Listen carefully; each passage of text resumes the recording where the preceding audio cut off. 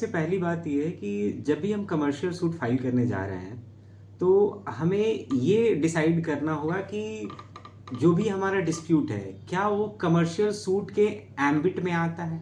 क्या वो commercial suit की कैटेगरी में आता है या नहीं? इस चीज़ को डिसाइड करने के लिए section 21C of commercial court act जो है, उस पे जब भी आप ध्यान देंगे तो वहाँ 21 कैटेगरीज हैं जो डिफाइंड है, जिसमें से कि आपको ये पता चलेगा कि जो भी आपका डिस्प्यूट है, क्या वो कमर्शियल कोर्ट की कैटेगरी में आता है या नहीं, या कमर्शियल डिस्प्यूट्स की कैटेगरी में आता है कि नहीं, जो कि कमर्शियल कोर्ट एक्ट में कवर्ड हो।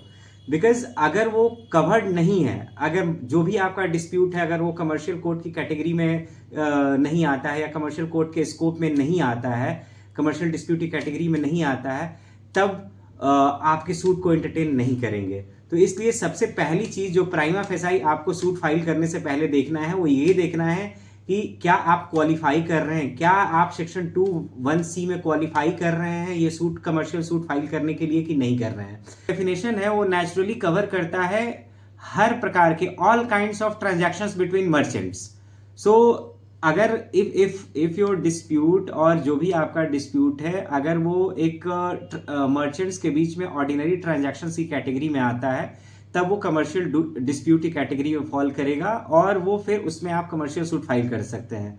सिमिलरली जो भी ऐसे बैंकर्स के साथ अगर कोई डिस्प्यूट है, अगर मान लीजिए किसी ने लोन दिया है, कुछ रिकवरी है, ये भी कैटेगरी जो है ये कमर्शियल कोर्ट की कैटेगरी में फॉल करती है। लेकिन एक ही चीज है कि जो अमाउंट है वो अमाउंट 3 लाख से ऊपर होना चाहिए।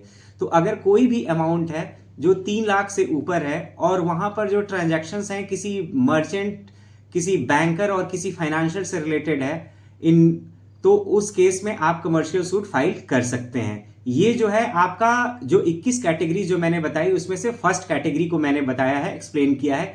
आगे जो है मैं बाकी कैटेगरीज को भी बताऊंगा।